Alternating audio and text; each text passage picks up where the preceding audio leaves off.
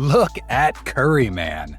A four-time NBA champion, a two-time MVP, the only unanimous MVP selection in league history. Damn, isn't that inspirational? From being turned down by his father's alma mater, Virginia Tech, to being a generational talent that has revolutionized the game, what is Stephen Curry's story? Journey with us to the end as we look at Steph Curry's story Part 2. Steph Curry's renowned for his prowess at taking three-pointers and shooting. In a game against the New York Knicks back in 2021, the Golden State Warriors point guard broke the NBA's all-time three-point record, previously held by Ray Allen, to become the league's greatest pure shooter. I never wanted to call myself the greatest shooter until I got this record, so I'm comfortable saying that now, Curry said after breaking the record. I never want to call myself the greatest shooter until I got this record, so I'm comfortable saying that now. For his draft profile while playing the 2008-2009 season in his junior year, Curry had 34 games played, 33.7 minutes per game, 28.6 points per game, 45.4% field goals, 38.7% three-point field goals, 87.6% free throws, 5.6 assists per game, 4.4 rebounds per game, 0.2 blocks per game, and 2.5 steals per game. However, Curry had a negative draft profile, where he was said to be far below NBA standards in regard to explosiveness and athleticism. With his then 6'2" height, he was seen to be extremely small for the NBA's shooting guard position, which would limit his defensive abilities as he didn't like when defenses were too physical with him. Despite being point guard in his junior year, he wasn't regarded as a natural point guard that an NBA team could rely on to run a team, as he also made some silly mistakes in that position. It was said that he'd have to adjust to not being a volume shooter, which could have had an effect on his effectiveness, and he also struggled defensively to get around screens.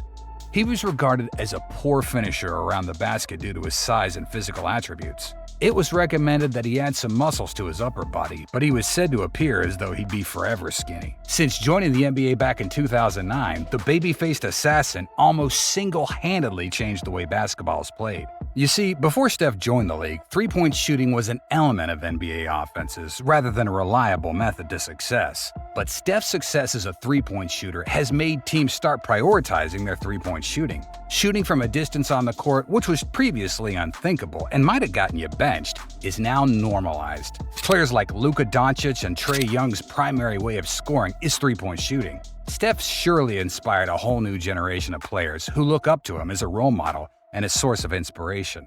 Steph has constantly defied all odds to become one of the best players in the game. No D1 player offered him a scholarship despite him guiding his high school team to 3 conference titles because he was viewed as undersized. Therefore, Steph attended Davidson, which was a local college where he ended up propelling the team to greatness. Many suspected that he wouldn't make it in the league when he was selected by the Golden State Warriors in the 2009 NBA Draft. However, Steph turned all the doubts about his abilities into motivation on his journey to becoming one of the greatest players ever for the Warriors. And now, Steph's the sun in the Warriors' solar system offense. His teammates revolve around his offensive threat, opening spaces even though he may not have the ball. And yet, even with all defenses slated towards him, Curry still finds ways to score. During his career, Steph has had numerous injuries, and there was a period when he was so injury-prone that people thought it might eventually ruin his career. At Davidson in 2007, Steph had a cartilage tear in his left wrist, and instead of having a surgery that would make him miss the season, he powered through the injury. Fortunately, the injury healed as the season progressed.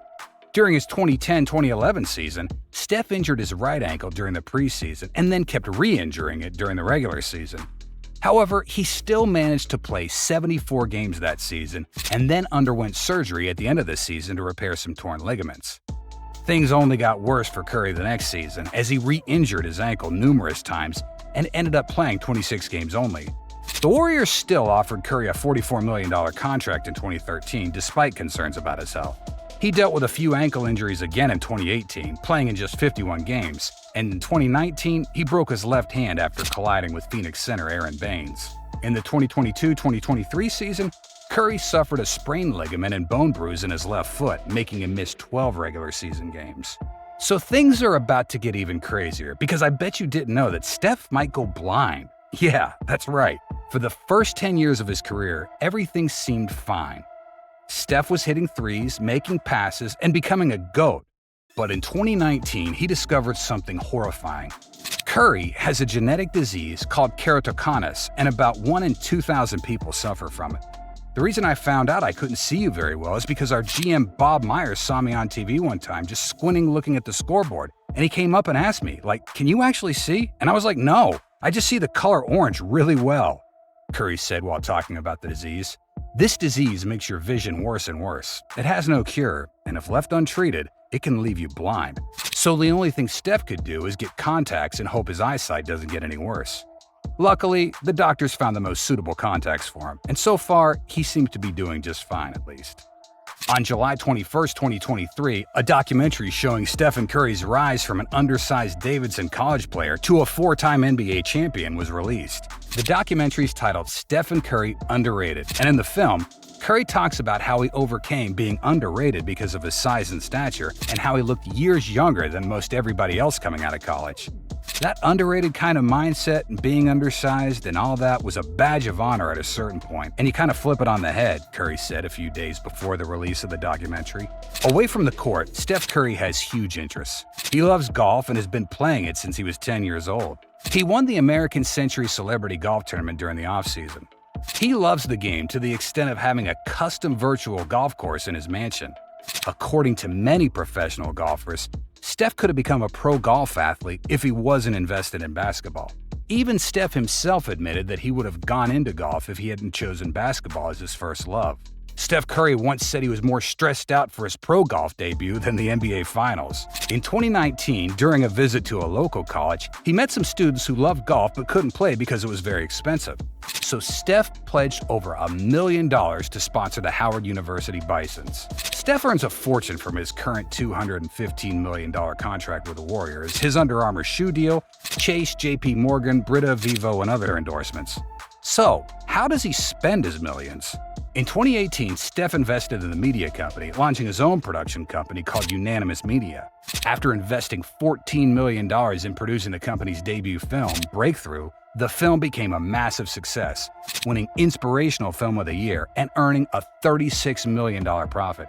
In 2019, Curry bought a $31 million mansion in Atherton, California, which is the richest neighborhood in America. A few months later, the Warriors moved to a new arena that was 40 miles away from Steph's new house. And no matter how fast he drove, he always got late for practice. So Steph had to buy a luxury penthouse suite just a couple of miles from the arena worth $8 million in order to get to training on time. Yep, don't be surprised yet, because that's not the only thing the star spends his six figures on. Steph has a car collection from different brands like a Tesla Model X90D, Mercedes-AMG G55, Porsche 911 GT RS, and many others, with his latest being the new Porsche Panamera Turbo S, which has Steph's favorite aspect, speed, with a top speed of 196 miles an hour. Unfortunately, Steph's need for speed nearly killed him. In 2018, while driving his dream car, he got involved in a 3-car crash on westbound Highway 24 on the Oakland side of the Caldecott Tunnel. Though it seemed like a nightmare, Steph and the others involved in the accident didn't seem to have a single scratch. But the Porsche wasn't as lucky, as it was completely destroyed. There's no doubt that Steph must have been very thankful for his life since then. Spending millions is nothing compared to giving back to the community. Yeah, in 2022, Steph and Snoop Dogg made a couple of renovations to the Boys and Girls Club of Long Beach, California, and together they gave the gym a complete makeover. At the end, the project cost him over $100,000. They then pledged to rebuild more gyms for the kids of California in the course of 3 years. Isn't that generous? That's not all yet, because Steph spends millions of dollars a year buying Christmas presents for kids, giving out food, donating books, and funding schools. So by the end of Christmas, he donates over $5 million to the people of Oakland. If generosity were a person, it would be Steph. But don't let his niceness fool you, man. Because if you make him angry, he'll snap, and that's exactly what happened in 2016 during a game against the Clippers. Steph was called for a foul, and he threw his mouth guard because he was so pissed. His action attracted a couple grand's fine from the NBA. A few months later, Steph threw his mouth guard again after fouling out of the game, and this time it hit a fan. This attracted a $25,000 fine from the NBA. That's a huge penalty just for throwing a mouth guard, don't you think? Anyway, If you thought that after getting busted twice, Steph would have learned his lesson, then you're wrong, because the very next season, he did it again. And this time around, he was hit with the biggest fine yet, $50,000, which means in total, he's lost over $77,000, all because of his mouth guard. Stephen Curry is surely one of the best basketball players to have graced the league, and we still have a few more years to watch his incredible plays.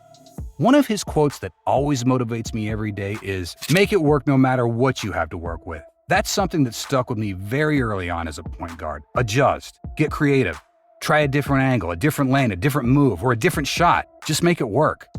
That's it for today, guys. Award us with a like if you enjoyed the video. Make sure to end your viewing in style by hitting the subscribe button for more amazing content, and check out our other videos as well. Thanks for watching.